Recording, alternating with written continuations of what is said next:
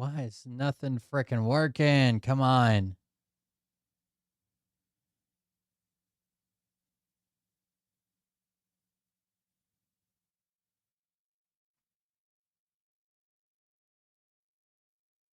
Sorry, I'm trying to get, I can't even get music going. Everything updated. It's all bad. I don't know what to say. Let me see if I can get some music at least to play. Show playlist. Okay. That's better, right?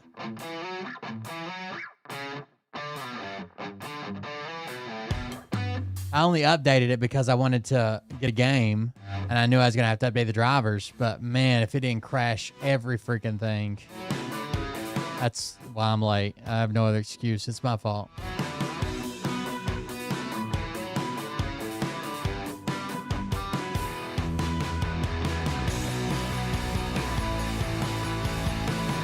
Sorry, guys.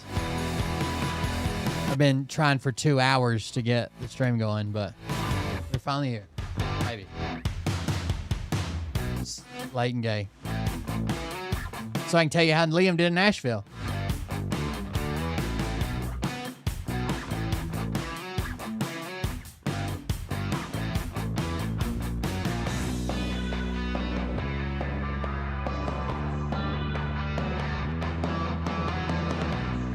We are not going to nationals, I'll tell you that much. I don't know who he is either.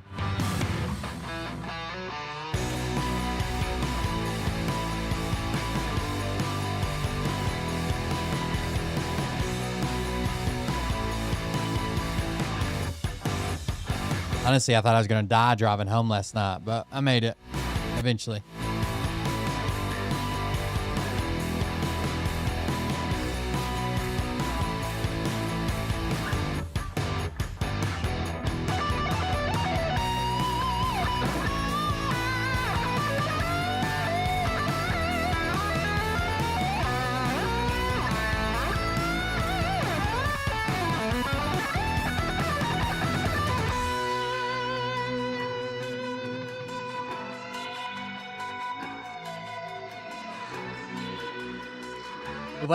I wasn't like falling asleep at the wheel. It was like this weird thing. It was like everything was going like super out of focus and I knew it was happening, but I couldn't, I don't know. It was weird. While driving. And even then I was like, oh my God, I need to focus. And I couldn't stop it. So bad.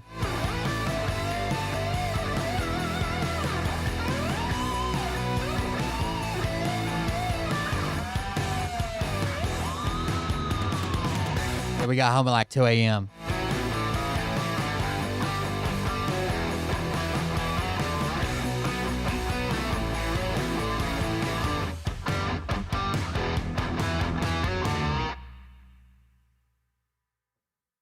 Well, see, the night before, we went to bed late because I was up streaming and hanging out with you guys. And I didn't think about it, but we had, a bunch of people at the Airbnb. And we all need to get ready to be at the next competition day, started at like 9:30. Well, then we get a text message first thing in the morning. Like I woke up at like 5 and was like, I got to go back to sleep. But I found a text message. They pushed the start time up between 30 minutes to an hour, right? So it went to 9, maybe even 8:30 if we can make it there in time. Everybody's got to take a shower, get ready, do makeup. So I was on like 2 hours of sleep. It just sucks. It was what it was. And then we competition all day and then drive home. Plus we had to check Liam out from his trip to take him to another trip that was already in Gatlinburg. I was a mess. Energy drinks and stupidity was what was pushing me on.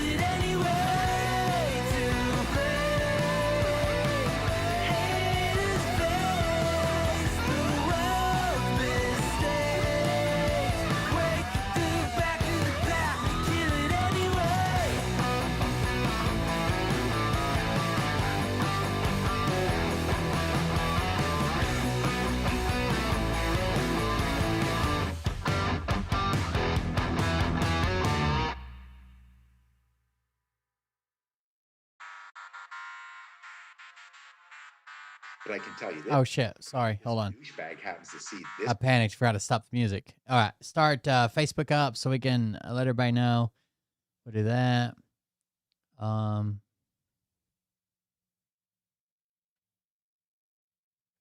Let's see. Refresh over here. Sorry, I'm out of practice, I guess. So it was out of gone for 3 days or whatever. Nashville we had fun. I mean, if nothing else, we had fun, so it wasn't too bad. It actually ended up in a really weird scenario. Hold on, let me share this and I'll tell you. Change that. I could do like the feel. I'm not a professional at this. I'm just a military intelligence officer. Forget you heard that. I saw that clip again today. Why is everything loading so slowly? Come on. All right, you guys watch the intro while I do the rest of this because it's taking forever. Hey daddies, it's me, the Linda Binda from TikTok. I wanted to make this video because I wanted to thank you for watching Cold Beer Confessionals with Will Bird. I think that's just incredible. I've watched a few episodes and I'm just like very intrigued. But you know what I'm most intrigued in is Big Daddy's meat stick. I heard that it's very thick, like a good old German sausage. You know, Linda and her coochie loves that. Oh, never mind. Let's not go there. Anyways, I hope you have a good show and enjoy it as you can. There's a lot of weird things that go on, especially when it comes from the realm of Linda Bindaland. So, enjoy the show. Thanks for watching. Peace out. Welcome everybody. I am Will Bird, and this is the Cold Beer Confessional. Thank you for joining us. Thank you for being here. I appreciate it. Thanks for hanging out. I am back. That's right. We are back. We went to Nashville to watch my son compete in the state's mock trial tournament, and yeah, went pretty good. Oh, by the way, thank you very much for the a couple people sent donations. One person I didn't get to thank for that. I guess he come under the name of Terry. Leave a donation for the show. Enjoy Nashville, they said. Thank you very much for that donation. I appreciate it. All right.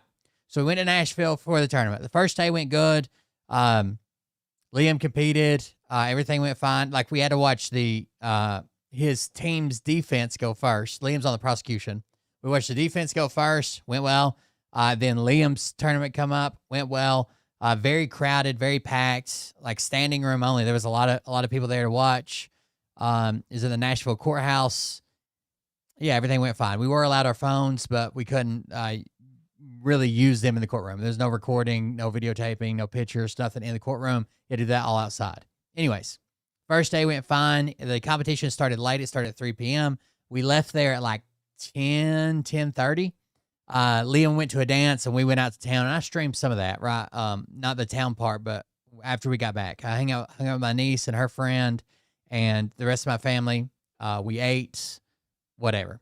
The very first night we were down there, it was just me and Mariah. We had Raising Cane's chicken, with a DJ and whatever. Anyways, the second night we were there was the first day of competition. Went well. The second day, I was up late, couldn't sleep. You know, the neighbor above us was making noise. I'm not used to living in a condo or an apartment. Somebody over your head, right?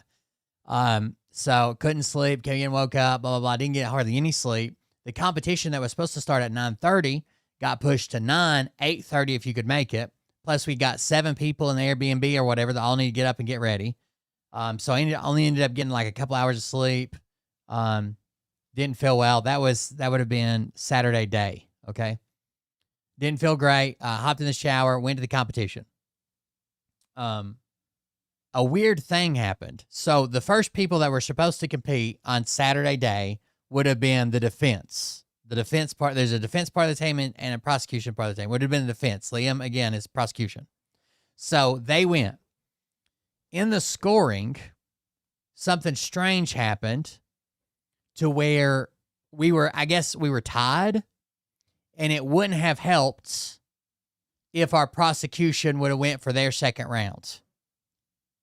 Okay? Because if our prosecution would have went for a second round, win or lose, we would have still been tied for the same spot. You know what I'm saying? So we needed to decide who was this spot and who was the spot below it. So instead, the whole second day, Liam didn't get to compete at all. Our defense went twice on the second day of the competition. They did all right. There was a lot of really good schools there. They did all right. Liam didn't get to compete. He only got to compete the one time on Friday. Didn't compete on Saturday. His team did, though. Liam seemed like he enjoyed everything and went to the dance. So Saturday, before the championship round, they go ahead and give out the awards. So we went to the DoubleTree. I got Mariah on an electric bike. She ended up telling on us to the cops that we weren't wearing helmets. It was very weird. I've never seen somebody self-snitch like that, but she did. I couldn't get her to get it over about 5 miles an hour. I wanted her to stay with me, and you have to, like, you can't ride them on the sidewalks. You have to ride them in the roads, right? I wanted her to stay with me, but, like, to the side of the road, right? And just in case, you know, cars have to get around you. We're not moving as fast as cars. These bikes probably do a max of, like, 25, 30. So I rented bikes for a group ride, and Mariah would not get over about 5 fucking miles an hour. She was so far back. But we ended up getting the electric bikes, rode around the courthouse, rode to the DoubleTree while we were waiting all the other teams to get there for the awards ceremony. And waited forever, dude. It was supposed to start at 3:30. We got there at like 2:45, and the thing didn't start till like 4. But anyways, so how did they do? Well, they didn't place for it to move on, okay? So what they do is they announce the top teams, and then those teams go on the number 1 and number 2 spot. We don't know who won at the awards ceremony. All we know is that these 2 teams are the top 2. Everybody else goes home, and just those 2 teams go compete that evening. And they competed, and I still don't know who won. I didn't check into it. But we did not place to get to do the final rounds. So we did win. Was it the Sportsmanship Award, I think? Kind of like winning like Miss Congeniality. Like all the teachers and judges vote for who they think the team with the most sportsmanship was. We won that. One of our witnesses, I think, won an award for being like one of the best, or 2 of them won an award for being like the second best defense witness, blah, blah, blah, whatever. Then, after all that's done, been up all night, didn't get hardly any sleep, woke up early that morning, off my schedule, because I usually stay up late and do not get up early.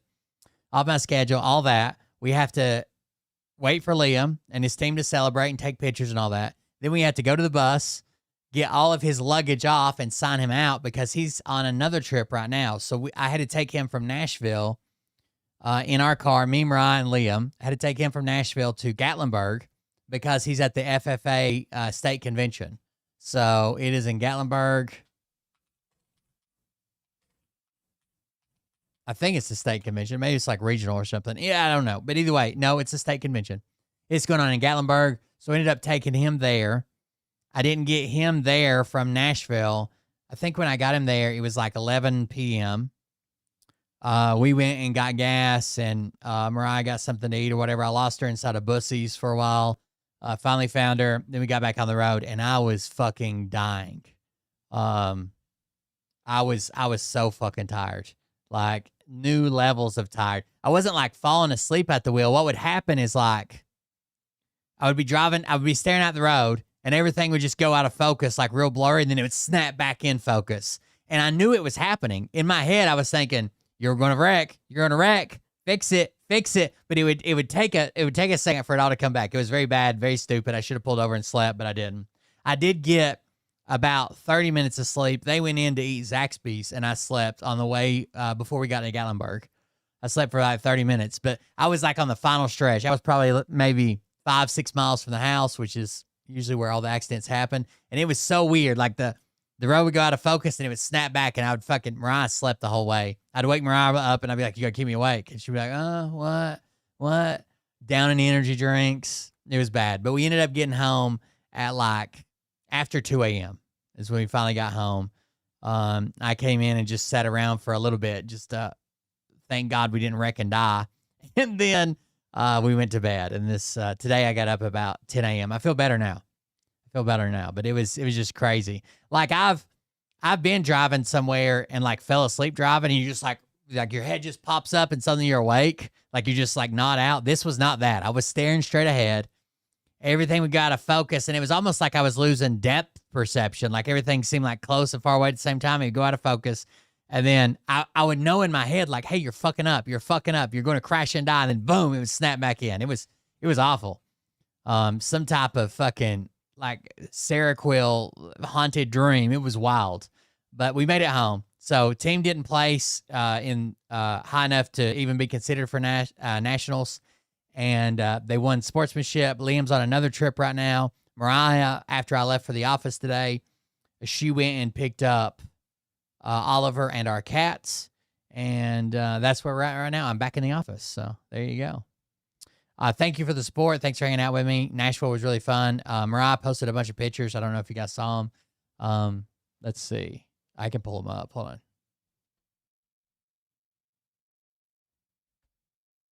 Mariah posted on, she's a boomer, so she's only on Facebook, but I did some videos, but I'll show Mariah the pictures, and I posted a picture or two on Discord. I usually, to stay awake, inflict pain, but not even that was working. So this is our team in front of the whatever this was at the awards banquet where they had the flags up. That's the team again. There's Mariah, my sister, my niece, and the teacher. Looks like they photobombed. I was actually behind this row. Liam up there being a prosecutor. Liam did a couple really good things. That's them at their dance. They had a little dance. They were like the first team to get there. And from the video, they were like the only freaking team dancing. It was crazy. That's what they won. There it is. What did the Sportsmanship Award. They won the Sportsmanship Award 2026 Tennessee. And all of them are freshmen and sophomore. Almost all of them are freshmen. There's 2 sophomores and 1 senior. So hopefully they'll be doing, if they all stick with it, maybe by the time they're seniors, they'll be ready to win state. Me and Mariah at somewhere, I don't even know, at a restaurant. Me and Mariah on an electric box. I didn't know she was taking a picture. Clearly, I was trying to tell her how the bicycle works. She never learned. That's me and my sister at, what was that place called? Social something.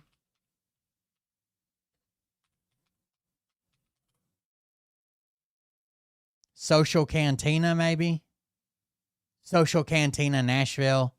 We ate there. God, I'm looking pudgy. All of us at Social Cantina. It was a Mexican place. It was all right. They got our order wrong, but it was still good. Me just staring. My sister and Mariah. Me after looking directly in the sun. My sister took that picture first thing in the morning. We stayed in a nice Airbnb, I think. This made a queen bed, plus it had another queen, and 2 more queens, and 1 twin that was like a bunk above one of the queens. There's the river I showed you on the live stream and the bridge. Mariah really liked this table and chairs. Yeah, it was pretty nice. I did, I don't know if you can see it in this picture. See the coffee maker over there in the corner? Here, I'll zoom in. Can you guys see this coffee maker's Keurig?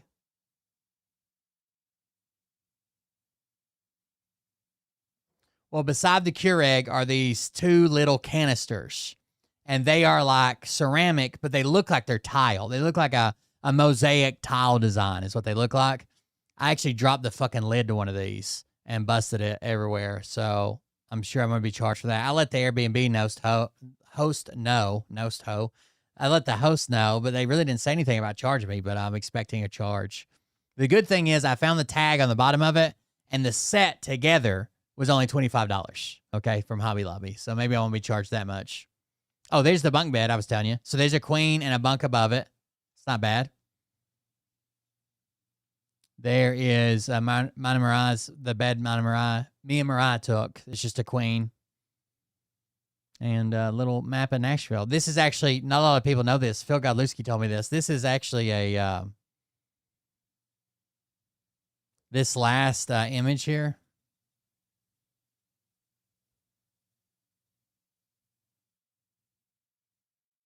Let's get back to it.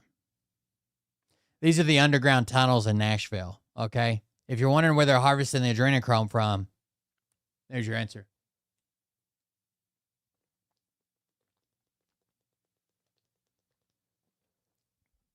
Nashville tunnels. Hashtag baby tunnels. All right, so that was Nashville trip. We enjoyed it. Basically the Airbnb, we didn't save money, but we got a nice Airbnb and we were a lot closer to the courthouse. The parking at the courthouse is what's horrible. You have to pay for parking if you can find it. You might as well. It doesn't matter how much it costs. As soon as you find a parking spot somewhere close, just fucking pay for it. Because if you drive around looking for the cheapest or like another spot, you're just not going to find one. The parking sucked. So with our Airbnb, we saved $30 a day per car per day per car with parking because we were able to walk and the parking was included. And then you just have to rewind or watch the replay. That's what I've been talking about for the last 22 minutes. Anyways, the parking sucked. So basically the hotel would have been $160 if everybody would have came that came. So me, Mariah, my nephew, his friend, my sister, my niece and her friend, we would have needed 3 rooms. So if they would have came all the nights and everybody, the same people would have came, I'm sure maybe some of them wouldn't have come or whatever. That'd been 160 times 3 times 2. That'd have been $960. And the Airbnb was about $1,000. So there you go. Not too bad. I don't think it was a bad deal, but it is what it is. Oh shit. Thank you very much for the donation. I bet gas was gas was super expensive. Yeah, normally I just put $40 in Mariah's car and that basically gets us right around full. It might not like cut the thing off, but when she's on empty, $40, now it's over 60. It's a big difference. Thank you very much for the donation, Q-Idiot. I appreciate it. Save that to reimburse myself. Yeah, so we had a good time. I hope you guys, I wish I could have streamed more, but there was just like the first time the family got stuck, the first night I was going to stream, but the family got stuck in traffic and delayed and blah, blah, blah, and all that shit happened. And then the next night I was going to stream, but I was with some of my niece's friends who didn't want to be on social media, and I was, it's going to be kind of hard to stream when I'm going with them to, somewhere Mariah wanted to go to like it's called what was it called? Something Bear. It was a place where you make your own ice cream sandwiches. Like they make cookies, they make ice cream, homemade cookies, homemade ice cream, and you make ice cream sandwiches. I kept calling it the Hairy Bear, but that wasn't what the name of it was. It doesn't matter. But anyways, they didn't want to be on stream, so I had to wait till I got back home. But I tried to stream both nights at least from the patio there for a little bit. I streamed one night on YouTube, one night on TikTok, and I had fun. Hope you guys enjoyed the streams. I like to make content, especially when you guys are donating, towards a trip or towards this or whatever, or just to fund my lifestyle. And then I finally get to go somewhere. I want to take you guys with me. So hope you all enjoyed that. It was fun for me. It was not a vacation. There was too much fucking running around and shit to do, but it was a little bit of a break, right? It wasn't all work either. We had fun doing some things. So there you go. Let's start with this. I did download because Dr. Javier would not give me a straight answer. I did download that new game, Crimson Desert. We'll see how it works. Yeah, so what I want is meta glasses. Meta glasses. The problem is if meta glasses would let me stream to TikTok, I'd do it in a heartbeat. The problem is I like to do long streams, and I think with them like recording and shit, like they don't stream that fucking long. But I think if I got some meta glasses, I would be really good about capturing. I would just have to go back and edit it into a video instead of trying to live stream. I wish there were glasses, even if I had to run a cable and like a battery pack. I wish there were glasses that would let me stream for like 2 hours. Even if I had to run like a cable and a portable charger down my shirt. If I had meta glasses that would let me stream for like 2 hours straight to TikTok and YouTube, that'd be amazing. I'd stream it all the time. But I don't know. I need to look into it. My birthday just happened.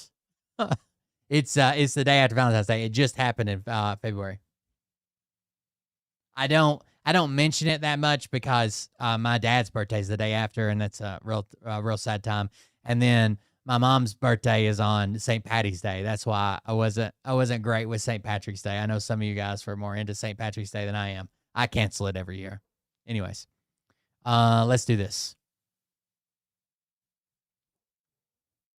There's a lot going on in this one. I've been asking Dr. Javier. All she had to do. This is all Dr. Javier Banana had to do. You guys act like I've got it made over here. Listen what I have to put up with. This is the only thing I wanted Dr. Javier to do. Crimson Desert launched on the 18th. Okay? March 18th. All she had to do was download the game and dedicate 100+ hours to playing it and tell me exactly what it was like without any spoilers. Is that so hard? Download the game. In 3 days, play 100+ hours. Then you tell me if I should buy it or not. Instead, she's like, I don't know. Do you like clunky controls? Do you like this? It's kind of like that. I don't know. Is that what we're doing? Da! It would be even better if she could somehow buy her way into early access. That would be good. If she could buy her way into early access, then I wouldn't have to wait as long before I know. I already bought it because Dr. Javier wouldn't tell me anything. And plus, I had like a $60 credit on my Steam account that was burning a hole in my pocket from where I think I downloaded a game and it didn't or a couple games that didn't work, or maybe Liam did. I can't remember. But there's been like a $60 balance on my Steam account, so it's gone now. But I already bought it because Dr. Javier was not willing to do her job. All right, here we go. Let's do some interesting videos. I saw somebody caught up Aberry, but if after the video, if you replay this Twitch video, the whole first part I talked about all the competition stuff. Liam did really well. Their team had some hiccups, but every team had some hiccups. The one really good thing Liam did that everybody laughed at in the courtroom, even though they were supposed to remain quiet, was like they had so there's like these different witnesses, right? And you get to pick which witnesses you're going to use or put on the stand. The defense witness. So let's say there's 6 witnesses. You have to pick 3 of them for defense, and then the prosecution picks 3. Well, some of the witnesses they pick are like really long-winded. Like there's one witness that has all this shit written into his script about bird watching and how much he loves birds.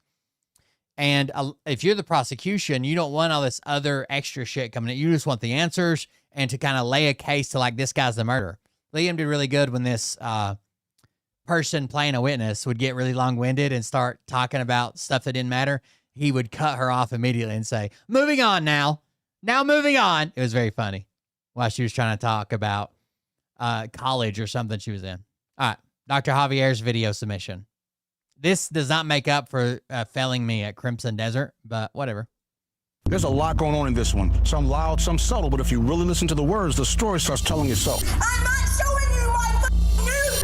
Hi, hon. Hi, how are you doing? Good. I just had a cop here. I've already talked to them about the situation. Okay. By the way this woman talks, I thought she was going to be the crazy person. Just so everybody knows. Okay. So I'm good. Okay. Yeah, that's what they just said that you got. Because she's like, I'm good. This person's harassing me, but I'm good.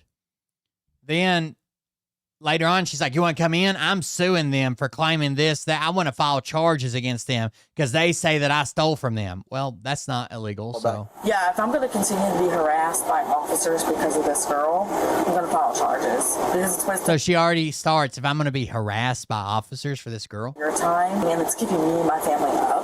Okay. I'm going to get her for some, if you want to come in, I'm going to get her for some charges already. Apparently, I'm being accused of hacking into her account. Oh, yeah, that was awesome, Q idiot. Facebook information. I never did nothing. It was a little like change the name, change the password, be done. Pay attention to what she just said. That's what courts call an excited utterance. When someone blurts things out during stress. So she just said that she went into this person's Facebook account, changed their name and changed their password, then logged out. That's the same as stealing it, right?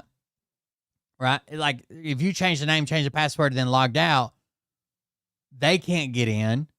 You're claiming you won't get in to help them. They've had time to plan a story. Sometimes those statements become stronger evidence than anything found later. And there's clearly history here, probably former friends. I'm not one to break the law. Okay. And then the Facebook situation, I did that because Mariah said I could get a the meta glasses too, or whatever, if I wanted to. But I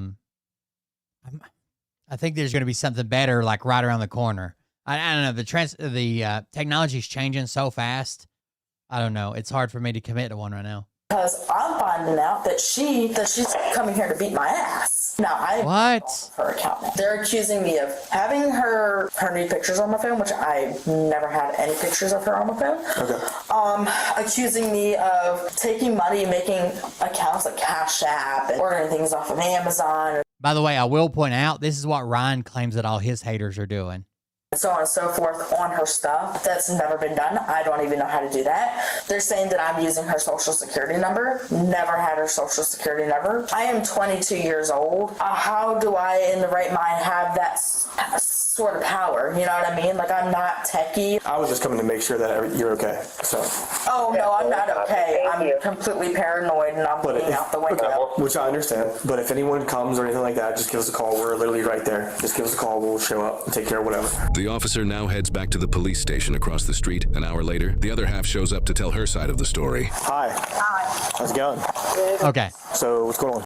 So that was the crazy person. Apparently the officer, these people called it in and told the officer, hey, they live on this street, but they wanted the officer to come here, and they're very upset about that. Well, I've been waiting 2 hours for somebody to come talk to me. Well, you told us you're on College Street. No. We said. Stop! I'll talk to him. She said that's where the people that are doing the shit. Okay. You need to calm down. Stop! I need to calm down. Yes. Get in the car. Please don't start your shit. I know you're pissed off. I know you're pissed. I'm watching people say that they can only stream for 45 minutes max with meta glasses. Shut your mouth for a second. Shut the f*** up. You're too pissed off to talk. I know they're ignorant, but it's not my fault. It's not his fault either. No, I was calling about the people who live right there because she's hacked into my Snapchat. She's hacked into my Google account. She's made a Cash App with my name. She has taken my personal pictures. I've taken nudes for myself because I am an obsession with my own body, and there's nothing wrong with I've taken nude for myself because I have an obsession with my own body. There's nothing wrong with that. I agree. And she has taken something on her phone where she can take stuff from my phone and get it on her phone.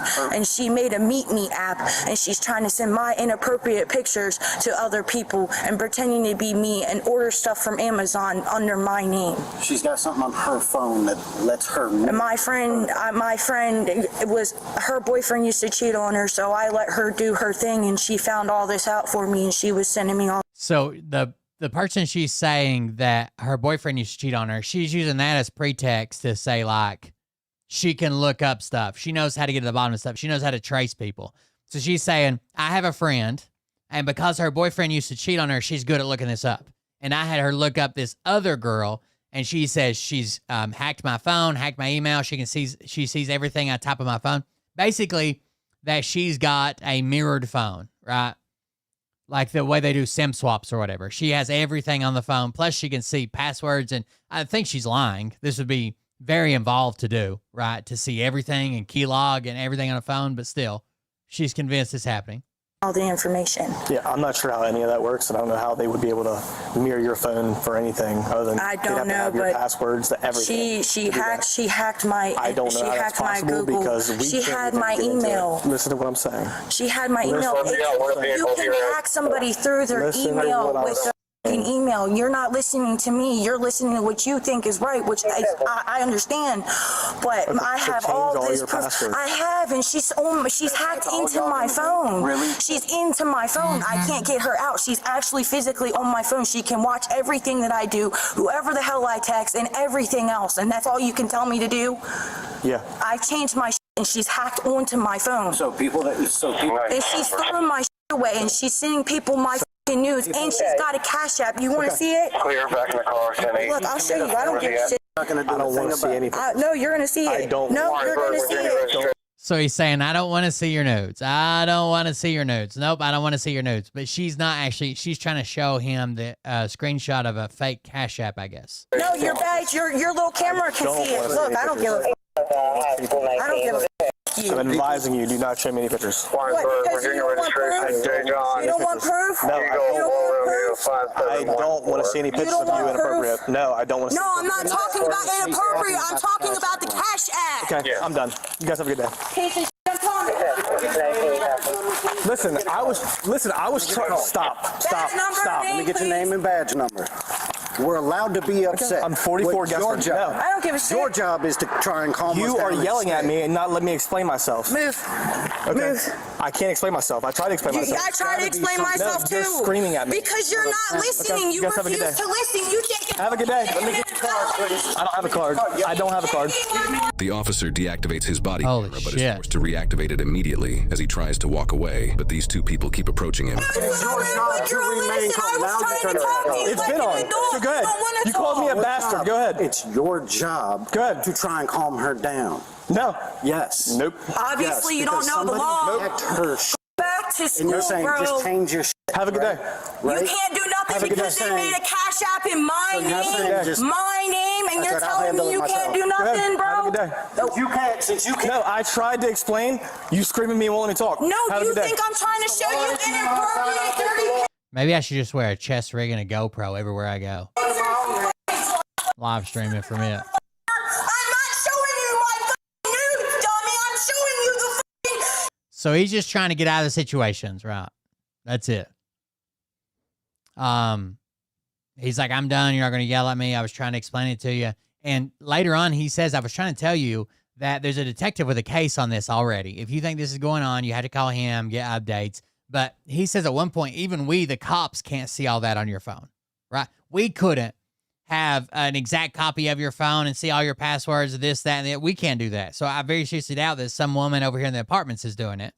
Snapchat that they made. All I'm trying to show you all the proof, but you don't want to see proof. You won't let me talk. Because you don't care. Let him talk from. No, I'm No, done. you don't I'm want done. to talk. That's what I thought. 'Cause you don't want to do your fucking job. You don't want to uphold the law and protect citizens. This is a secure parking lot. Step out. Nobody. Goodbye. Goodbye. You're Okay. Have a good day. Have a good day. You're saying it's okay that they post my news. I didn't say anything. You wouldn't let me talk. You wouldn't let me talk. Yes, you did. You wouldn't let me talk. You can't do anything about it. I'm supposed to change my shit. 44 That's Margaret. all I'm supposed to do. You worthless piece of shit. Oh, I guess I could get one of those little like peanut cams that they're like a pin that you can wear them like a necklace or like a magnet on your shirt. I could probably get one of those and live stream with it. Kind of like you do with the GoPro. The caller's being very uncooperative. You can go ahead and clear it out. 10-8. Have a good day. If you continue to yell in my parking lot, I'll arrest you for disturbing the peace. Do you understand me? Leave. So they're like at the police station and they try to come in the parking lot. Now this is the public portion of the parking lot. And he tells them, if you keep screaming, I'm going to place you under arrest. Or go to jail. We're trying to Leave or go to jail. You keep yelling. Leave or go to jail. came back though. Leave or go to get in your car or go to jail. Trying to, but you're Get in your car. You're going to go. No, I don't have to go anywhere. This is my building. Yes, you do. Leave or go to jail. Losing your job because Are you yelling? Yeah, I have every right to video. You do. I've been videotaping the whole time. So leave or go to jail. We're on public property. Now we're not yelling or disturbing the people. Leave or go to jail. No. For what? Obstruction. Now you're coming to harass You're going to keep cussing and yelling at me? You're harassing That's us. disturbing the peace. Hold on. Disturbing the peace is disorderly conduct. I'm asking a legit question now. How are we leaving? Because I asked you to leave. We were getting in the car and you are. came harassing Obstructing us. is me telling you to leave. You're not leaving. Obstruction. Leave. We were Doing your trying job to. would be good. Leave. If you Doing could do your your job job, I'd be satisfied. Are you still yelling? This is still disorderly conduct, disturbing the You peace. won't listen. I'll take you both to jail. You won't listen. Okay, so do you want to go to jail? We were going to our car Are you and gonna then turn around again? came out. I'm not doing So get in your car or go to jail. So he does give her quite a few. I don't know that this is a good arrest, but he does give her quite a few chances. I'm not doing anything. So It's right to a jail because you don't want to do your job. I'll do my job. I'll put you both in jail. you're not doing, that's not your job, come here. bro. That's not Put me in jail for what? I'm not doing anything. I'm not doing anything. Record it. I'm not doing anything. I was leaving. Get off of me. No, you're. Are you gonna resist? I'm not doing anything. Your job was to try and help. Hey, Adam. Stop helping me. Stop helping me. You're hurting me. Stop. No. 40-foot Marksburg. I got one I'm resisting. not doing nothing. Stop. Recording me after a little bit. It's Snapchat, babe. Put your arms behind your back. You're just Put your arms behind your back. The parking lot outside. You're just Put your arms behind your back. Put your arms behind your back. Behind my back. Then stop. Jesus Christ. She's pulling away. No, I'm Yes, you are. That's when they're behind her back. No, I'm not, bro. My up. You're pulling away from me. No, I'm not. It's on my body cam. Stop pulling away from me. Yourself, bro. Come Get with me. off of me. You're under arrest. 95 You're with a not female. taking me. I didn't do anything. I am taking you. I didn't do shit. You're under arrest.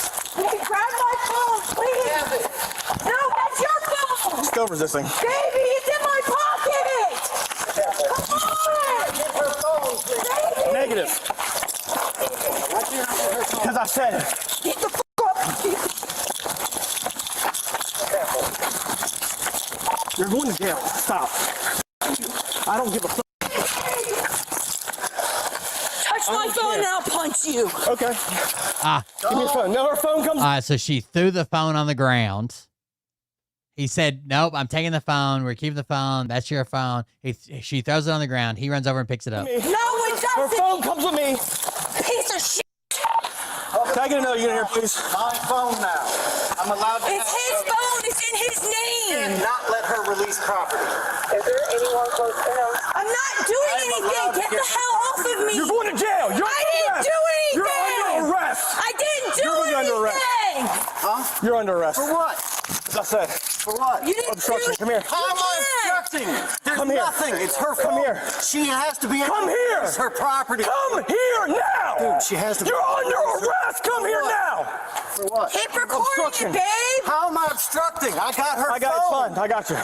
He's allowed to have my Yep, phone. I got you. Learn the laws. You can't arrest me. I didn't do nothing. Cuff I him. didn't do anything. I didn't do Cuff him. anything. Cuff I him. swear to God. Baby, watch out. We tried to talk to you. What did I do?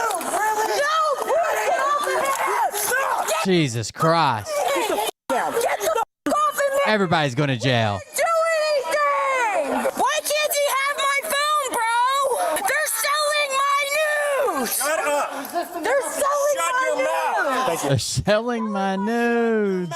Y'all don't care. F you. Obstruction. Him. Let's go. I grabbed her phone.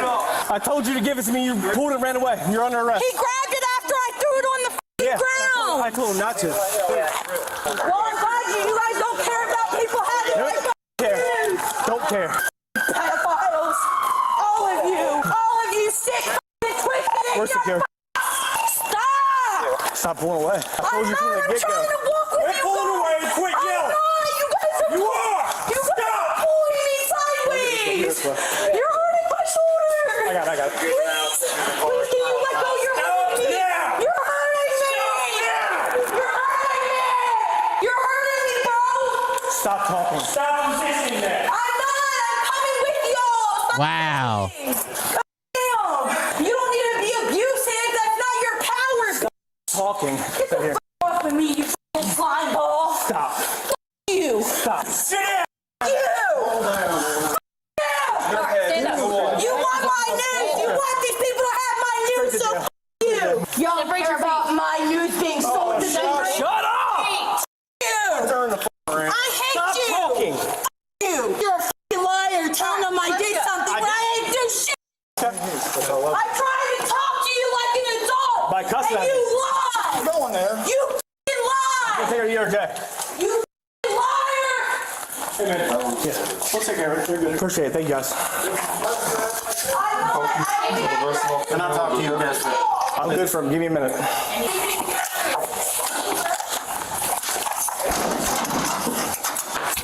I'll leave the station for 4 minutes to get gas. All right. Well, anyway, straight through here. Now, how does this sit back there for me and have a seat? I'm gonna. So now he's suddenly super calm. How's this work? We're going to see the judge. I don't know. Why did I get arrested? Type some stuff up real quick. How the hell does that? Yeah, I'm not saying the cop is perfect.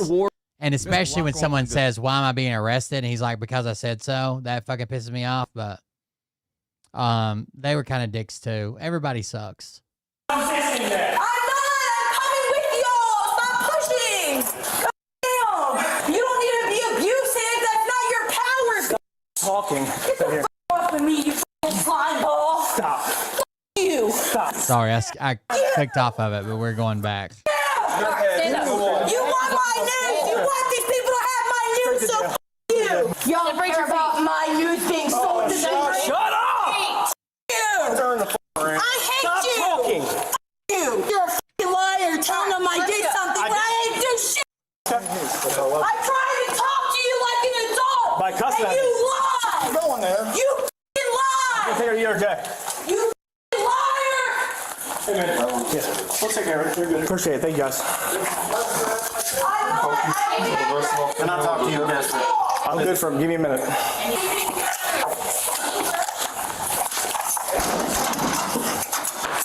was leaving the station for 4 minutes to get gas. All right, well, straight through here.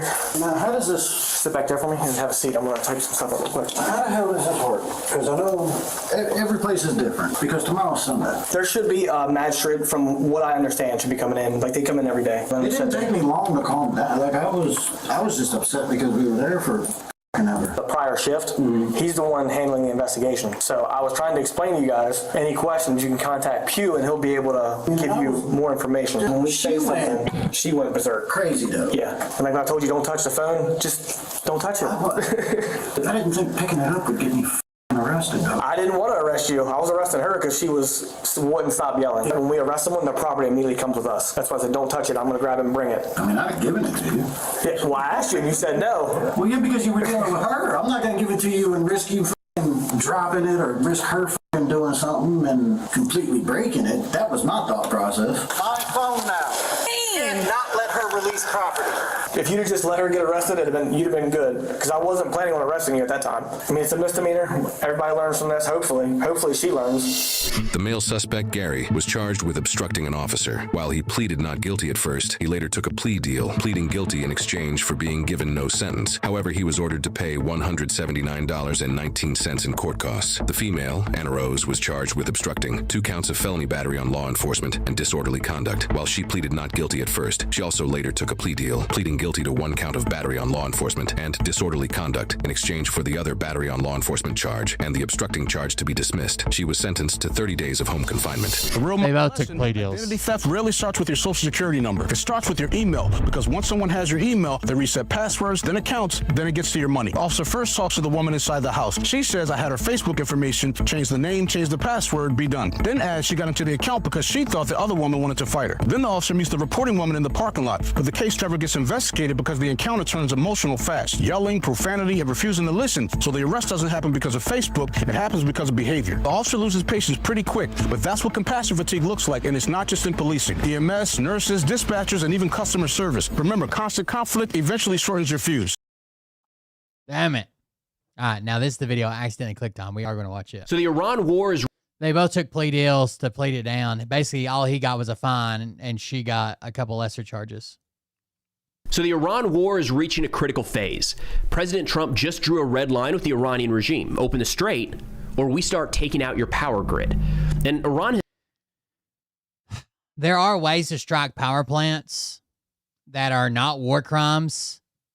Mostly when those plants are built into like factories or grid infrastructure that leads to like a factory that's building bombs or missiles or power lines leading to a military base. But when he says like, hey, we're just going to hit your power plants, that's civilian infrastructure. You're just fucking over the civilians. It's the same thing that we condemn Russia for doing in Ukraine. Now Trump's doing it. Has less than 2 days to accept, or massive, widespread destruction across the Middle East is set to ensue. And with that, an increasing likelihood of an even longer and bloodier war. Now, in terms of how we got here, it's pretty straightforward. We began the war in Iran, and Iran shut down the Strait of Hormuz. it is still closed, and we're kind of getting to the point where Iran either needs to open it voluntarily or we're going to have to do it by force. This seems to be President Trump trying to push through a solution before we get into trying to open it with military means. Now, Iran here in the northern portion of the map, we've got the Strait of Hormuz connecting. It's this narrow stretch, right? And it connects the Persian Gulf to the rest of the world. Like if you want to get anything out of the Persian Gulf, notably oil, natural gas, and fertilizer via ship, it has to come through the strait. Now, this is a strategic checkpoint. Anytime we've ever considered a conflict with Iran, we have had to plan for the possibility that Iran might mine that strait or shut it down. They've done that, probably not with mines, that's not entirely clear, but with drones. And effectively, the strait has been completely closed for a few weeks now. Iranian ships are still getting through, and Iranian allied ships are still getting through, reaching arrangements with the Iranian regime. Yeah, I heard they've come to a couple of arrangements, and even Japan was thinking about doing a negotiation to get ships through. Adding pressure, the impact on the global economy forces countries around the world to pressure the United States and Israel to wrap up this conflict ASAP. That is why the Strait of... By the way, week 3 is when this becomes such a big issue for the entire... If it was completely closed off, week 3 is what all the simulations say, hey, we'll have to do something fucking pretty extraordinary. Well, we're coming up on the 3rd week. This is it, right? of Hormuz and the ability to close it has a strategic significance in this conflict. And to that end, yesterday, President Trump issued a statement, a threat, really, quote, if Iran does not fully open without threat the Strait of Hormuz within 48 hours from this exact point in time, the United States will hit and obliterate their various power plants, starting with the biggest one first. Now, a note on the timing there, because President Trump was very specific, 48 hours from this exact point in time. That exact point in time was 7:44 p.m. Eastern, Saturday, March 21st. So 48 hours after that, that deadline would be 7:44 p.m. Eastern, Monday, tomorrow, March 23rd. We'll keep an eye. It's another red line that's been thrown out there. That's a risky maneuver whenever you do that. If Iran calls 7:45 tonight is what he's talking about. 48 hours. the bluff, are we actually going to carry through with striking the energy infrastructure? Because this really spreads fast. Now, to give you an idea, the largest power plant, to my knowledge, in Iran that President Trump is talking about here is just southwest of Tehran. This is the Damavand combined cycle power plant. So he says we're going after the biggest one first. This is the one on the screen here that you expect to go boom in about 36 hours from now. This gets into very tricky waters, to be blunt. If we just take out all of the Iranian energy infrastructure that is targeting the civilian population, that is a war crime. It's what Russia is doing in Ukraine. And we've condemned that. We've spoken out against that. That is the wrong move. Targeting the civilian population there's no place for that when the United States or any of our allies are waging war. That's what countries like Iran do with their cluster munitions firing into Israel. That's what Russia does when they're firing into power plants throughout Ukraine. Now, there is a line here. Simply going after energy infrastructure is not... Iran said, you go after our power plants, the whole Middle East is going to burn. We'll start going after strictly civilian infrastructure and power plants and anything we can reach. Itself a war crime. There's an aspect of proportionality.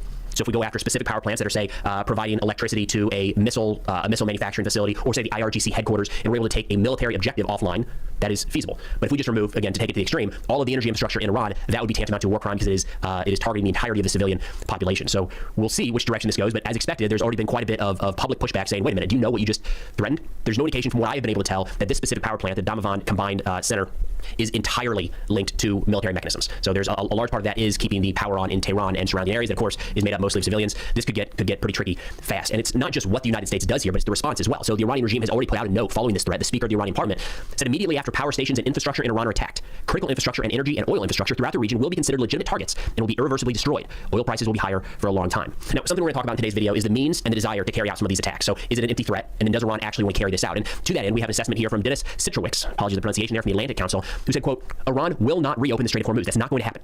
In the coming days, we can expect... It's their only bargaining chip, right?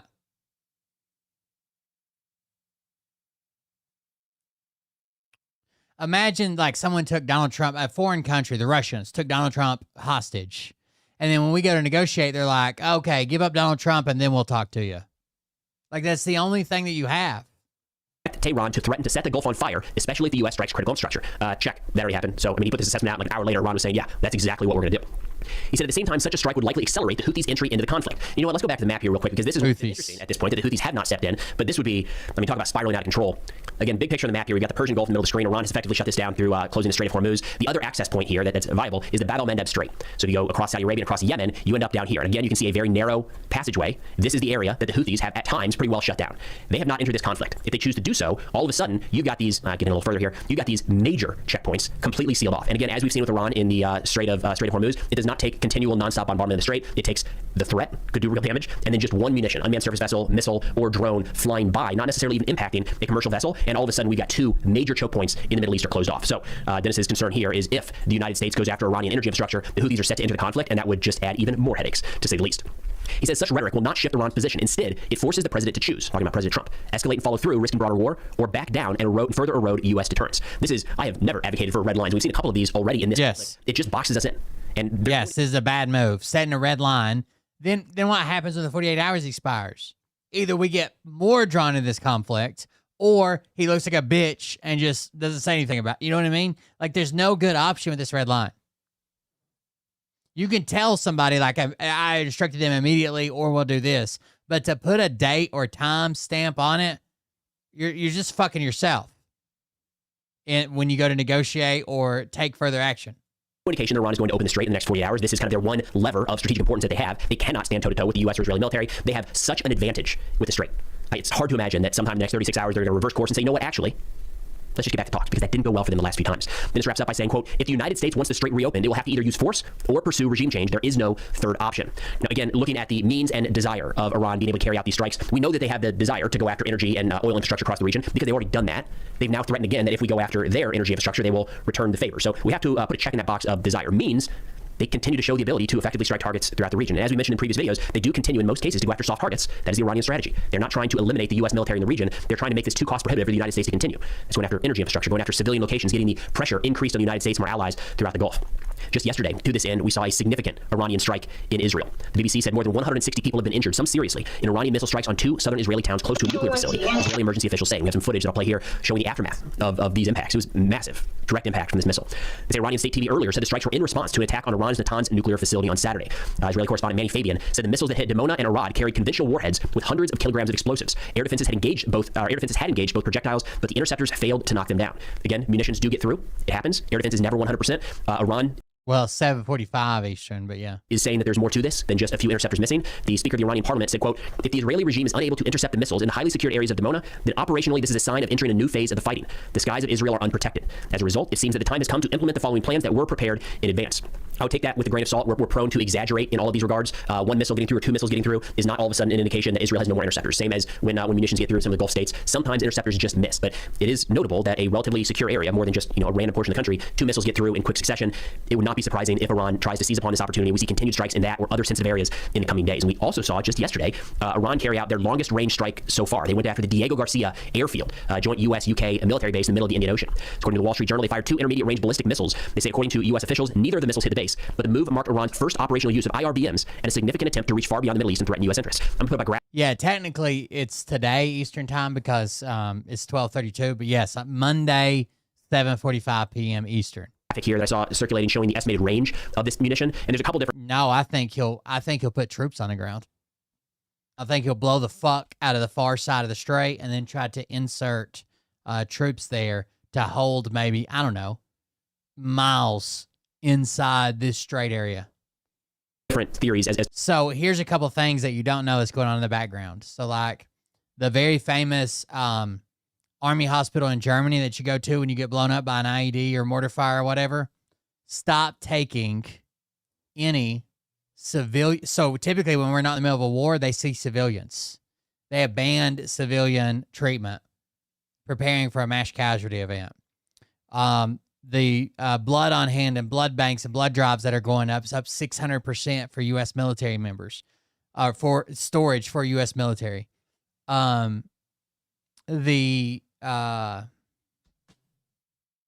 Airborne that got the ready orders, they canceled some training that basically never gets canceled. Actually, this training, the last time it was canceled was in 2003 during the invasion into Iraq, right? The air support for the 82nd, which was scheduled to be in the Middle East within the next 3 months, got their deployment pushed all the way up. And even though we were going to take them by sea, right? We were going to take them by sea, basically on boats. They're now being loaded into cargo planes and getting the air support on the ground within the next couple days, probably. I mean, immediately. A lot of things are happening. It looks like we're going to put boots somewhere. Field hospitals have been set up in a bunch of places in the Middle East. Yeah, it seems like we're probably, or at least he's letting everybody that knows about these types of things see that we're planning to put boots on the ground. As to what this exactly entails, but either way, if Iran is able to go after Diego Garcia, where the United States has long based strike aircraft out of when looking at carrying out attacks inside of Iran. And one of the reasons for that is it's outside the range of Iranian missiles and drones. If it's inside the range, that means that just about every U.S. military facility that we either fully operate or kind of some of these more recent ones that we're kind of piggybacking on, say, UK bases, those are all within range as well. The Wall Street Journal says one of the missiles failed in flight and a U.S. warship fired an SM-3 interceptor at the other. According to the people, it could not be determined that the interception was made. Iran's target. It's at their outer limits there. Diego Garcia, around 2,500 miles from Iran, implies its missiles have a greater range than Tehran has previously acknowledged. And this is something we'll have to keep an eye on in the coming days because there's a lot of different ways you can do that. Iran had a self-imposed... Landstuhl, is that the name of it? It's LRMC. They usually take civilians, right? We're not doing that now. That's a big deal, right? We're clearing floors for U.S. military casualties. Kind of in good faith was kind of what they were trying to go about, range limit on their missiles. But if you reduce the payload on missile, like it's physics, it generally increases the range of that weapon system. So it doesn't mean that they had some secret production, that they were always sitting on these long-range munitions per se. There are a handful of different ways that they could relatively quickly modify something they have on hand to engage targets at a little further distance. So we'll come back to that and see exactly, should have more information on that here in the coming days. So with Iran lashing out and striking more targets, now threatening to, again, set the entire Middle East on fire, we have to look back at the option for the use of force, and we're seeing more indications that this might be in the cards in attempts to open the Strait of Hormuz, specifically the idea of seizing Harg Island. And I'll zoom in here to show you. This one we've talked about in the past. I don't know that this is the thing that is going to open the strait. If you could snap your fingers and take this island, it doesn't. Seizing Harg Island, I don't think that might be Trump's play, right? He might put Marines on Harg Island and take it over, or Delta Force or somebody, right? I don't think that forces their hand in the strait. I just don't think it does. Necessarily open the Strait of Hormuz. And the reason I say that is zoom into the map here. This is the strait. This is the challenging portion for commercial ships getting through. Harg Island is not like one of these sitting here overwatching the strait. It's all the way up here. They're considered that they already lost at this point in the war, right? Because we blew up a bunch of their fucking infrastructure and shit there. Like, they've already considered that. They already know they're going to have to rebuild that, whether U.S. troops there or when it's over or not. Their back's against the wall. They're either going to die or they're going to make the U.S. back off. We left them no outs. In the northern portion of the Persian Gulf. So the effect here would be to, assuming that this is what people are looking at, is to effectively shut down all Iranian oil exports. That could be done, for the most part, by taking Harg Island, where a lot of those are filtered through, but that doesn't really change the dynamic of the opening of the actual strait all the way down here. So to that end, we are seeing a number of additional U.S. deployments heading to the Middle East. The Wall Street. We've kind of got a shitty hand here, right? I mean, we could roll hundreds of ships to escort and shoot and scream and bombard the shores and shit, but they could be hundreds of miles away, and just one drone comes through, right? And it doesn't even have to hit. It just explodes, like fucking misses and explodes. That scares all the fucking civilian traffic away. It's not like it's military traffic where we know, hey, we're going to get shot at. We're going on through. The civilian traffic's like, no, it's not worth it. Journal just reported that roughly 2,500 Marines from the California-based USS Boxer Amphibious Ready Group and 11th Marine Expeditionary Unit are heading to U.S. Central Command. This is in addition to last week when the U.S. announced that 5,000 Marines and sailors from the USS Tripoli and 31st Marine Expeditionary Unit were heading to the Middle East from the Asia theater, from the Pacific theater.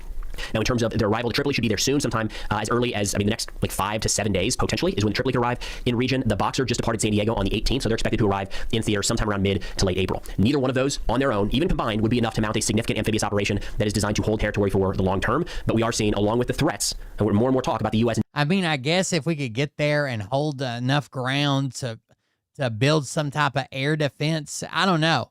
Half the time he's talking about, oh, open up the strait or else.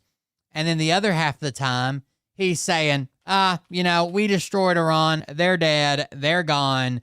It'll be up to the countries who actually get their oil through the strait to open it back up. We don't get our oil there, so we're done.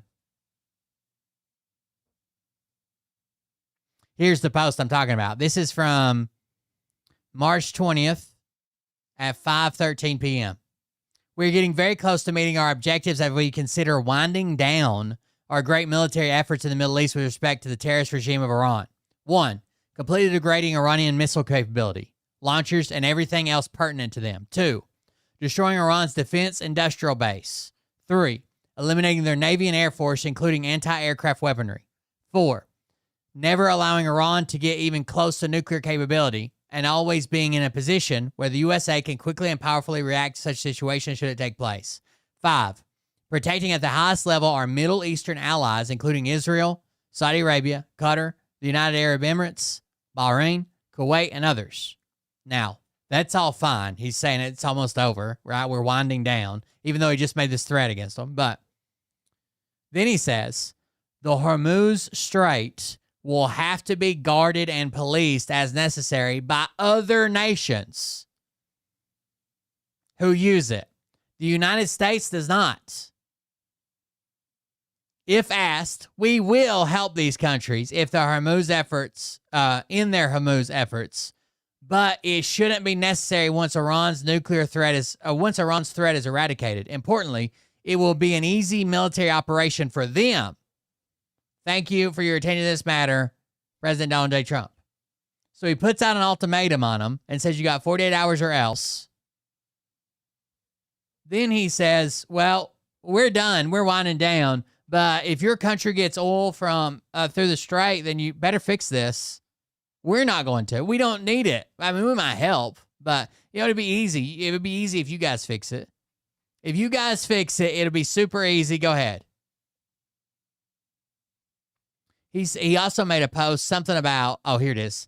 Now with the death of Iran, the greatest enemy America has is the radical left, highly incompetent Democrat Party. Thank you for your attention to this matter. So now that Iran is gone, the biggest threat to America is the Democrats.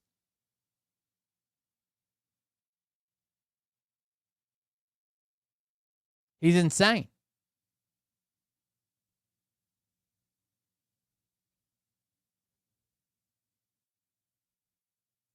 Needing to carry out ground operations to secure the strait, we do seem to have the continued buildup of U.S. forces in the region that would be boots on the ground. So we've got 40 to 50,000 troops across the Middle East already. The vast majority of those are naval personnel and people. He also thinks that illegal aliens, undocumented people, buy plane tickets and fly into the U.S. If you've ever flown internationally, you know that's not a thing, right? Because he's sending ICE to work as TSA agents to arrest any illegal aliens that enter our country.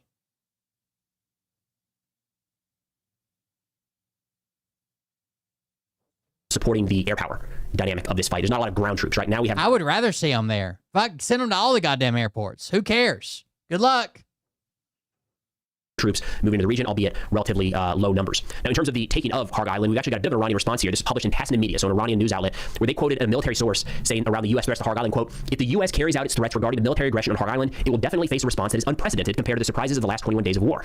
If the Americans attack the island, firstly, oil production would be temporarily disrupted. Secondly, Iran would set fire to all of the facilities in the region, and the situation would become much more complicated for the Americans in the region. Thirdly, the Americans would have no way to protect Harg and would suffer losses that are unprecedented since World War II.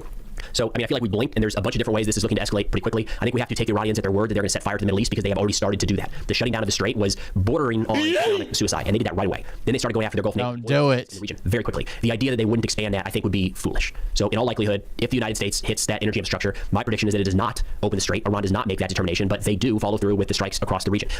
Fine, as long as they're not assassinating people in U.S. city streets, put them in every fucking airport, whatever. Right? That's the last place they're going to find all these illegal aliens, right? They're not fucking flying, dude. A very asymmetric fight. Right? It takes very little for Iran to increase the cost being borne by the United States, Israel, our Gulf partners, and then indirectly the rest of the world. They don't have to sink every ship. They don't have to destroy every oil facility. They don't have to shut down every export, every ship moving through the region. They just have to depress that a little bit, and it has a major... Here you go. Here's one for you. The United States has blown Iran off the map, and yet their lightweight analyst, David Sanger, says I haven't met my own goals. Who are you talking? Who is there? Iran's lightweight analyst? Then he follows up with, yes, I have, and weeks ahead of schedule. Their leadership is gone. Their Navy and Air Force are dead. They have absolutely no defense, and they want to make a deal. I don't. We are weeks ahead. And the fact that he keeps saying, this is not true, but the fact that he keeps saying they want to make a deal and he won't, makes him look worse with all the shit that's going on in the strait, right? Well, then you say, okay, we can make a deal. No nuclear weapons, no this, no that. Change the fucking Ayatollah or whatever the fuck you want to call it, and open the strait, and we'll back off. They don't want to make a deal. They just want the U.S. to back off. I don't. We are weeks ahead of schedule, just like their incompetent election coverage of me. The failing New York Times. Oh, that's where the analyst is from. In the last sentence, he says, the failing New York Times always gets it wrong. Economic impact around the world. That's what I would expect to see continue. Now, with President Trump laying out this red line, we'll see what happens. It doesn't look like we've got a lot of allied support for opening up the strait. It sounds like a handful have committed to doing so after the fighting has stopped, like protecting it in the future. That's not really a problem right now. The problem is that it needs to be opened while the fighting is ongoing. I just feel bad for the people of Iran. Fuck the government. They're like shitty. The IRGC is shitty. All those people are fucking shitty, but the people have been through a lot, dude. Appears to be through the use of military force. I don't think we're going to be able to bomb Iran to open the strait. It's going to require not necessarily boots on the ground, although if we really actually want to secure this thing for the medium to long term, that's what it will require. But significant naval and air assets over this 24/7, monitoring that location with a lot of ability to intercept any Iranian drones, missiles, or unmanned surface vessels. Even then, maybe. A lot hinges on these shipping companies and the insurance companies willing to take that risk of actually moving these vessels through the strait. But either way, as expected, before this conflict even kicked off, the critical strategic factor right now in play is the Strait of Hormuz. But that's all we got for now. Thanks for watching, and I'll see you all next time. The radical left Democrats have hurt so many people with their vicious and uncaring ways. What they have done to the Department of Homeland Security, our fantastic TSA officers, and most importantly, the great people of our country, is an absolute disgrace. If the Democrats do not allow for just and proper security at our airports and elsewhere throughout our country, ICE will do the job far better than ever done before. The fascist Democrats will never protect America, but the Republicans will. Just like the radical left allowed millions of criminals to pour into our country through the ridiculous and dangerous open border policy, the Republicans closed it all down, and we now have the strongest border in American history. Likewise, I look forward to moving ICE in on Monday and have already told them to get ready. No more waiting, no more games. President Donald J. Trump.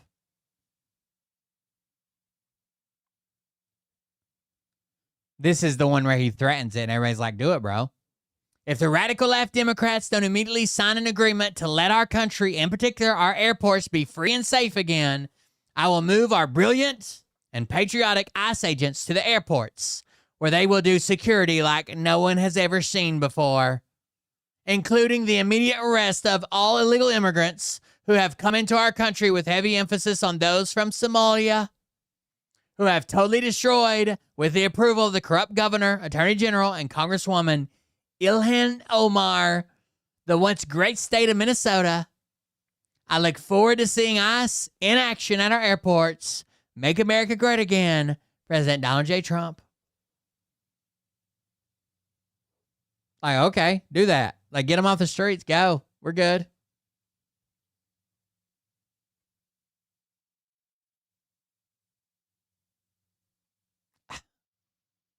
I saw Robert Mueller died, and this guy has a fucking amazing history. He's a veteran, you know, a former service member, fought in Vietnam, you know, redid the FBI and intelligence agencies after 9/11, was there, blah, blah, blah.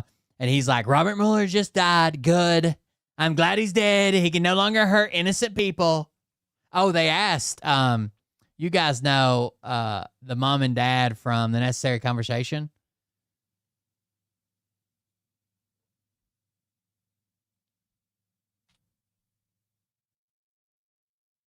He is your leader. He can do no wrong. He can literally... We don't care what you think. He can literally sit here and celebrate the death of a man, and you will excuse it because he is your Lord and your Savior. He didn't say that. They asked them, remember when you were yelling at people and people were getting fired and you said they deserve to go to prison or die, when they said, oh, like, good, Charlie Kirk's dead. Now Donald Trump's doing it. What's the difference? What is the difference? Their response was, well, he had a probe up his ass. And it was all over the news that like some teachers. You remember when Charlie Kirk? They keep saying probe in his ass, like over and over and over again. It's very weird, homoerotic. But Donald Trump is openly like, and you remember when Charlie Kirk died, and it was all over the news that like some teachers or some shit were saying, good, I'm glad he's dead. And you're like, they're the lowest of the low. They should be fired. They should go to jail. So why not Donald Trump? Because he's right. He can state what he believes. But they can't. I don't like, I guess, people that aren't Donald Trump, that outright say, hey, that say President Trump is at this golf course. Go shoot him now, Iran. Come on, come and get him. So never, ever, ever, ever, ever, ever. It wasn't her bodyguard. He had worked for her a couple times through a security company. It wasn't. Yeah, okay. We talked about this already. Ever, ever, ever, ever, ever answer the question. I don't like people who say, well, why? How can Trump say this, but those other people you like called for their death and blah blah blah? Well, I don't like when people say Trump's at this golf course. Go get him. Now you're changing this topic. That has nothing to do with this. I am asking you, why are you cool with teachers who say, I'm glad Charlie Kirk is dead? Why are you cool with them getting fired and going to jail? But Donald Trump is openly like applauding the death of this man, and you're okay with it. Why is there a difference? Those teachers didn't have a 2-year probe on their asses and their families and make up lies about them. That's why. So let's just take this, like, remember this moment. This is a literal one-to-one comparison. When somebody else does it, they're the worst person on the earth. When Donald Trump does it, totally justified and fine. Those people didn't have 2 years of probing on their butts. You can put whatever excuse under it you want. So they can say whatever they want. So there's a difference. It's not one-on-one. What's the difference, Dad? Mom just told you what the difference is. No, the difference is that they're not Donald Trump. They didn't have 2 years of probing. You guys are literally in a... They didn't have 2 years of probing. The guy clearly was a scam artist. The guy, the security guard, he was known to police. He was known to local security, and he had been hired and provided security for her a couple times. But when you say her bodyguard, it was like his only job was specifically working with her day in and day out, her right-hand man. That's just not true. That's the reason the media is presenting it like that. Well, Fox News is presenting it like that. Totally justified and fine. Those people didn't have 2 years of probing on their butts. You can put whatever excuse under it you want. So they can Those people didn't have 2 years of probe butts. say whatever they want. So there's a difference. It's not one-on-one. What's the difference, Dad? Mom. So they're saying that Donald Trump can say good he's dead because he investigated Donald Trump. Just told you what the difference is. No, the difference is that they're not Donald Trump. They didn't have 2 years of probing. You guys are literally in a cult. I will state it every episode. You are in a cult. You remember when Charlie... And this is the second He is part of that here video. to do no wrong. He can literally... We don't care what you think. He can literally sit here and celebrate the death of a man, and you will excuse it because he is your Lord and your savior. He didn't celebrate it. Yeah, he did. I'm all for it. Read the line again. That's not Best real. thing ever happened was Mueller died. That wasn't a celebration. Robert Mueller just died. Good, I'm glad he's dead. He can no longer hurt innocent people. That's a celebration. Good, I'm glad. That is a celebration. And you're cool with it because you are so indoctrinated. I'm celebrating. Yahoo! No more probe on him, I guess. No more sticking Mueller. Robert Mueller was a military... They're all celebrating, saying, yoo-hoo. Yeah, it makes it look... I'm not saying she didn't hire him as a security guard. She did. Even in her recent campaign for Congress, there was a picture of him in the security. But he had an alias he worked under. Local police worked with him, local security guard companies. Clearly, he was hiding his criminal record very well. And to make it seem like it was like her go-to number one, like head of security, she saw him every day and he tucked her into bed every night. That's just weird. He was just one of many contractors that all worked security for her. hero who fought for this country. Yeah, he forgot all about that shit when he started taking up the water bucket for the Democrats on his little probe. This is cult shit. All we heard for 2 years, Russia, Russia, Russia. And it was all And it was true. You've just listened to Donald Trump tell you that it was a witch hunt so many times. You can't face the fact that, yes, Russia had an overwhelming influence on Trump's campaign and his presidency. To this day, they're not rolling out the red carpet for anybody else. lie. He is your leader. He can do no wrong. He can literally... We don't care what you think. Uh-oh. He can literally sit There's the probes, dang mid. and celebrate the... These people are wild, dude. I don't think I've ever been this terrified of like living in this country in my entire life. Why is that? And why? This is a throwback to March 4th of 2024. Yeah. That's Joe Biden. No, it's the prospect of Donald Trump like literally just taking over. The Supreme Court is already Yes. everyone over. And so once he's president, like everything is over. I agree. Okay. I mean, they're Wait a about to minute. make a ruling on whether or not he has like basic immunity in every legal case. Right. You didn't feel this way 3.5 years ago when Trump was president. Absolutely did. Every day of Donald Trump's presidency, I was up till 3 a.m. rewatching the same news programs to just be like, when are they going to get this out of here? Because Well, incrementally, that's why I feel that the way that I feel now, because everything that was set in stone then is not. This is just echoes of what was set into place in 2016. Yeah. The Supreme Now the Court system- overturning Roe v. Wade. Now they're coming for IVF. Then it's going to be birth control. Then women They're can't carrying own water shit. for Like Barack Obama. gay marriage is going to be overturned. Like it's just one after the next, and it affects me on like every level. And I have children and daughters, and I feel like if I could move to Spain tomorrow, I would. I don't think I've ever been this terrified of like living in this country. Damn, nailed that, huh? Erica Kirk said something about like the disenfranchisement of. Oh, I want to show you something that popped up. I don't know if anybody's done a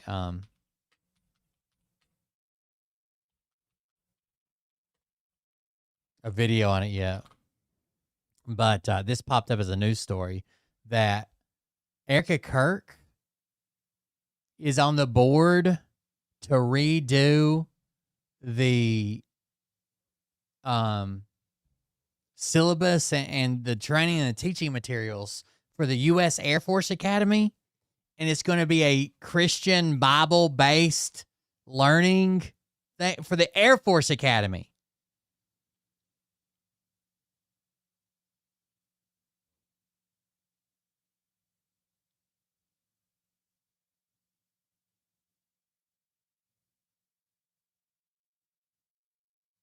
That does not sound good.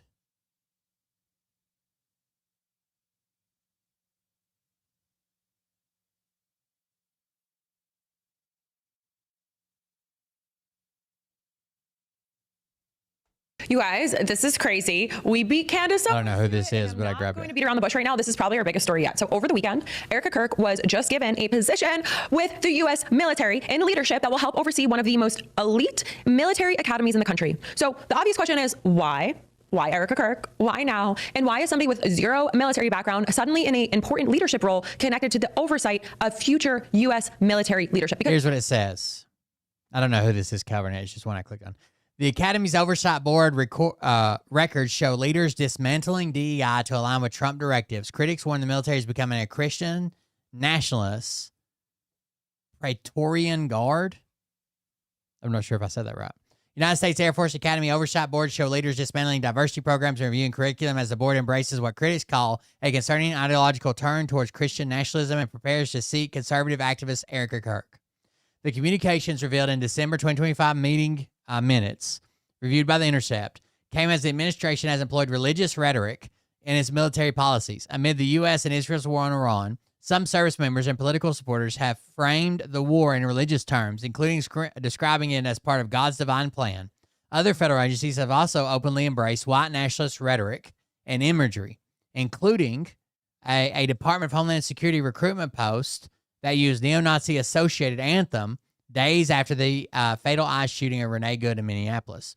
When the White House announced Kirk's appointment to fill her late husband's seat on the board, it highlighted Charlie Kirk's bold Christian faith language. Critics say suggests religion was treated as a qualification for this role. The appointments of Erica Kirk to U.S. Air Force Academy Board, this is in quotes, visitors, goes hand in hand with Christian nationalist incursions into our armed forces, such as Pete Hegseth's actions and statements promoting his fervent brand of evangelical Christianity at the Pentagon, said Annie Laurie Gaylor, co-president of the Freedom from Religion Foundation. Critics warn the change could reshape how the military's premier officer training institution educates future leaders as it aligns with the administration's Restoring America's Fighting Force initiative. President Donald Trump and Defense Secretary Pete Hegseth's marquee plan to reverse the military's diversity efforts and emphasize lethality. Minutes from the meeting describe Academy leaders briefing the board on steps taken to implement those directives, including removing DEI elements from the admissions process and reviewing curriculum and Academy facilities for compliance with presidential executive orders. In public comments submitted to the board of visitors, included in the meeting material, Doug Troe, CEO of the Conservative Restoration of America Foundation, urged the board to review faculty and programs he said were aligned with social justice agendas. He also singled out Colonel Candace Pops, the Academy's admission chief, for commenting on racial disparities in the Air Force, and claimed she said she pays a diversity tax as a black woman. The Air Force Academy has established 4 task forces to ensure compliance with the Restoring America's Fighting Force plan, according to the minutes. One of them focused on admissions, found that with the changes being implemented, the Academy's admission process is merit-based and that diversity, equity, and inclusion elements have been removed. The Board of Visitors is a congressionally mandated oversight body that reviews cadet life, curriculum, faculty, finances, and discipline at the Air Force Academy, which commissions roughly half of the service's new officers each year and plays a central role in shaping the culture of future military leadership. The board's findings and recommendations are delivered to the Secretary of the Air Force and forwarded to Hegseth and Congress. While the board cannot directly set the policy, its oversight can shape Pentagon scrutiny and congressional funding decisions. The board can influence congressional funding of the Academy, so there's definitely some power there, said William J. Astor, a retired Air Force lieutenant colonel who taught at the Academy for 6 years. More than anything, the appointment of Kirk to the board demonstrates the ongoing politicalization of service academies and service members. That sounds scary as fuck, right? Yeah, we don't want to keep probing. Speaking of Charlie Kirk, what we got here?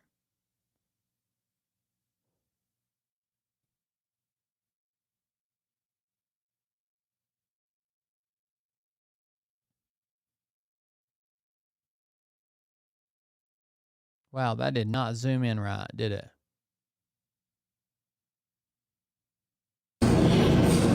Charlie Kirk still has not said anything on the Iran war. Still waiting for a fresh new video. That is true. Charlie Kirk's been real quiet since we started bombing Iran. Charlie Kirk still has not said anything on the Iran war. Still waiting for a fresh new video.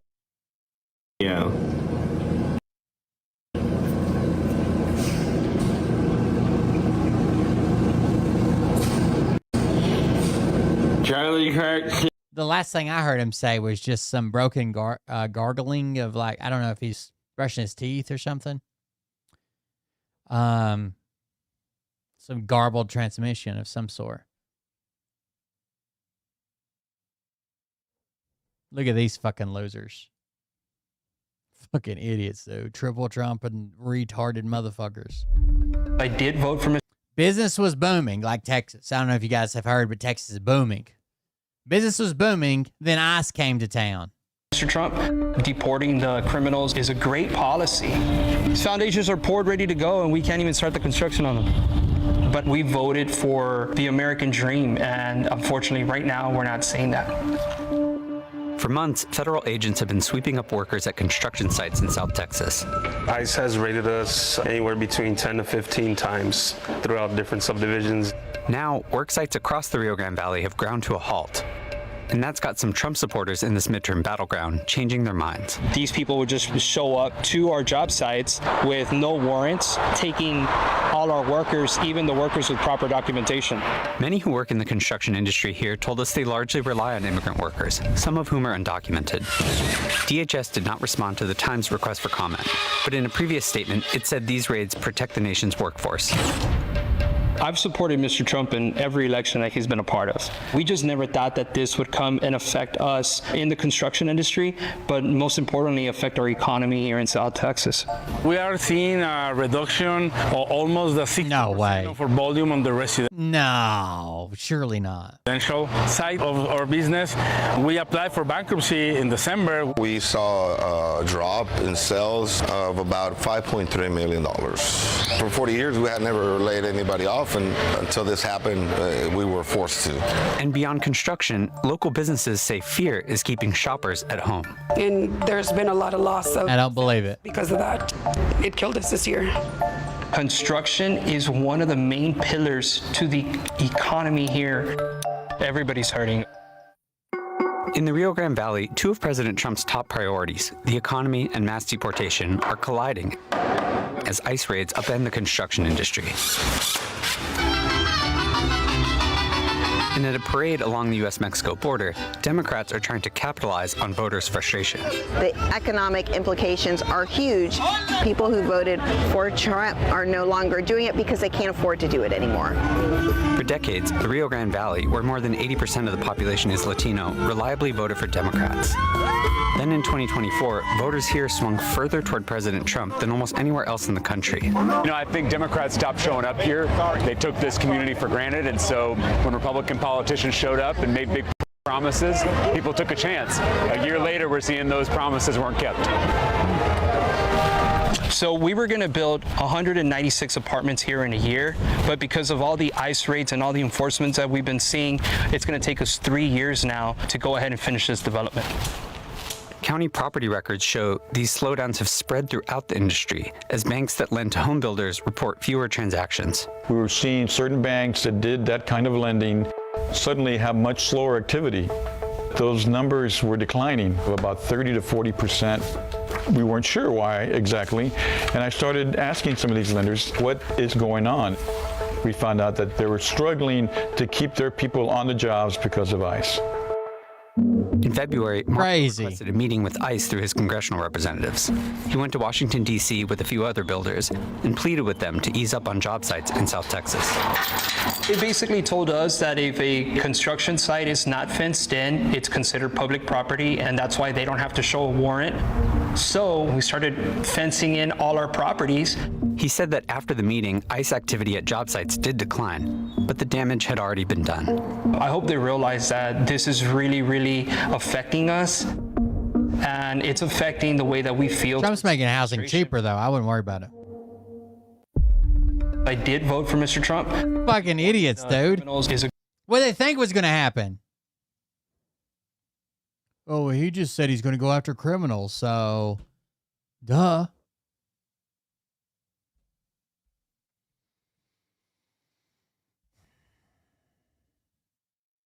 Who knows better about surprise than Japan? I asked Etsuko this all the time, right? Etsuko, why didn't you warn us about Pearl Harbor, you idiot?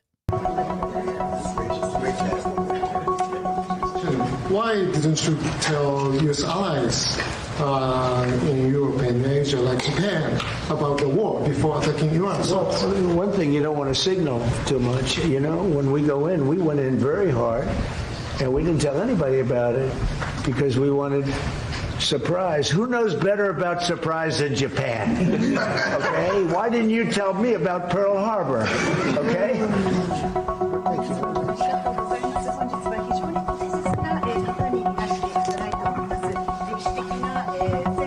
While he's asking them for help to send troops to open the strait, he asked the Japanese Prime Minister, why didn't you tell us about Pearl Harbor, loser?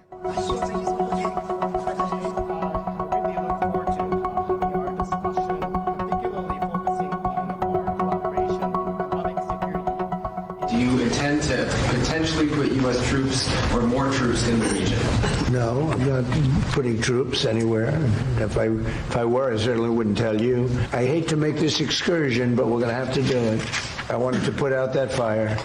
And I said, you know, if I do that, oil prices will go up, the economy will go down a little bit. I thought it would be worse, much worse, actually. I thought there was a chance it could be much worse. It's not bad, and it's going to be over with pretty soon.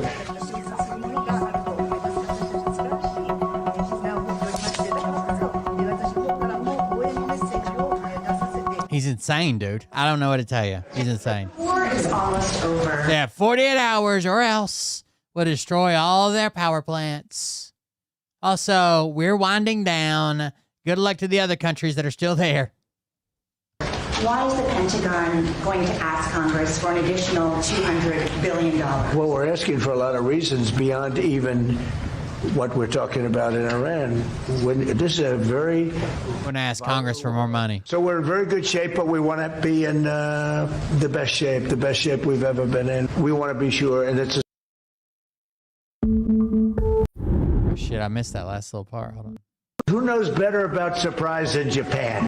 Good shape, but we want to be in the best shape we've ever been in. We want to be sure, and it's a small price to pay to make sure that we stay tippy top. Who knows better tippy top? Surprise than Japan? We got to stay tippy top. Did you guys see this?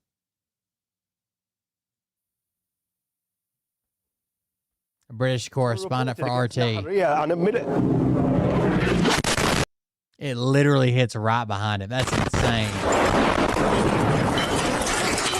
Further rocket attacks were reported against Nahariya and admit it. Look where it hit. Like you can see it hit. What is that, 30 feet behind him?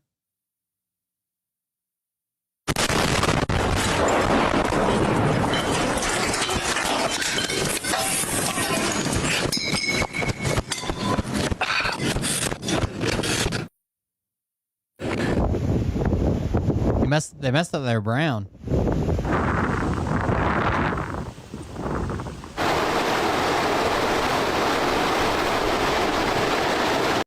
Hezbollah was using the bridge to transport weapons, apparently. Even though they hit it the day before and took it out, but whatever.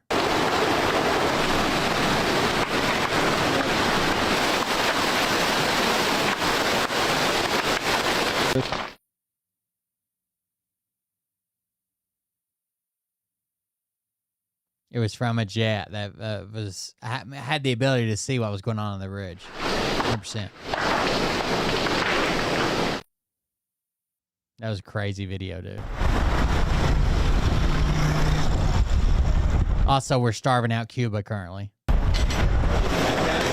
La comida se echó a perder. Estoy viendo unos 3 pedazos de pollo ahí a ver si podemos sacarle algo ahí. I gotta start rolling my schedule up earlier. Like, I gotta start getting up earlier.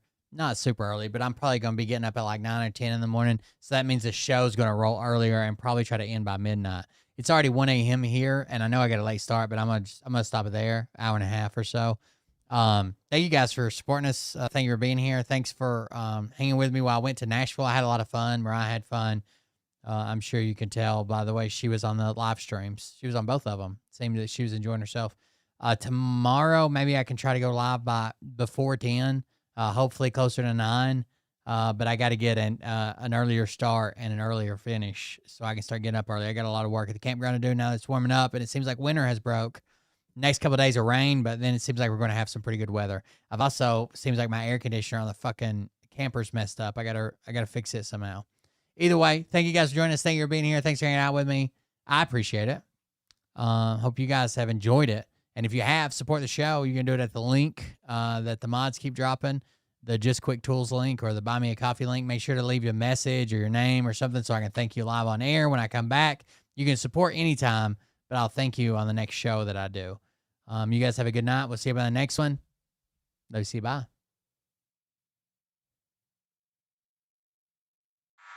Also, Javier, I gave you a day. Now I expect that 100-hour review. What, tomorrow at least?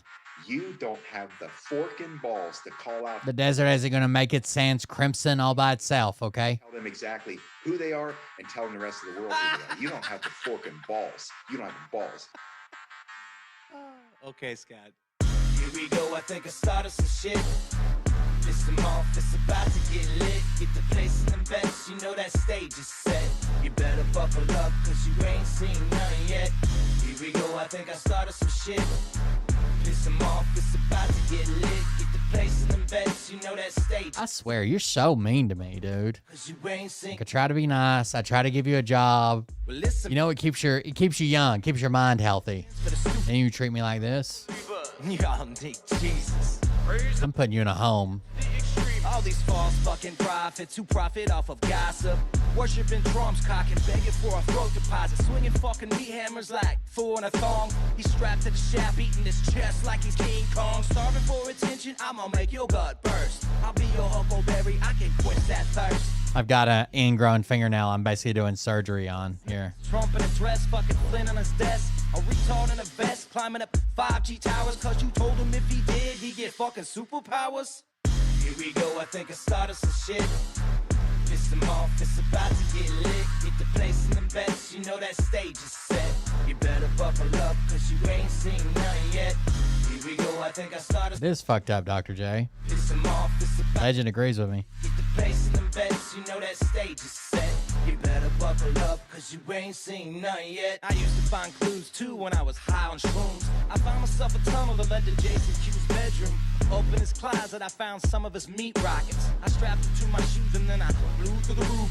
I found myself in orbit strapped to an F-16. High on amphetamine with Trump in between. Put on a light coat of baby oil and saluted the troops. He tapped me on the shoulder and said, this is gonna be it. When we say hashtag Team Javier, we mean the old Javier before he became such a bitch. Stop. Fucking stop. Damn. Come on. Seriously. Mom's an alcoholic. Oh, give me a... Oh, my God. Damn it. We'll get you there. Here we go. I think I started some shit. Piss them off. It's about to get lit. Get the place in the best. You know that stage is set. You better buckle up, cause you ain't seen none yet. Here we go. I think I started some shit. Too far. It's about to get lit. Get the place in the best. You know that stage is set. You better buckle up. It's Astuco. It's always telling me to go further. Round 3. Down goes Nino. Please say it isn't so. Got him backed up on the ropes, trying to ram it down his throat. Now things are getting rocking. He was. She won't even play the RV game with me. I've tried to set it up like 100 times since the first time we played. She won't play with me. No damn. And there's been an update. Working copy on Cox and More stuff to do, and she wouldn't play with me. She's like, but my family, my grandkids, my daughter, and I'm like, shut up. Get me. These parasites, these leeches, with all their secret meetings, teaching all you fucking cretins about baby eating heathens. Believing in reason with no meaning is bullshit. Will Bird motherfuckers out here busting the grifts. Here we go, I think I started some shit. Piss them off, it's about to get lit. Get the place in the bets, you know that stage is set. You better buckle up, cause you ain't seen none yet. Here we go, I think I started some shit. Piss them off, it's about to get lit. Get the place in the bets, you know that stage is set. You better buckle up, cause you ain't seen none yet. You don't have those guts because you're a pussy. You're a pussy wearing aviator glasses in your mother's basement, and I won't even give out your dime store handle because that's really pathetic. All right, let me know your thoughts on the 100 hours of gameplay. Love you, bye.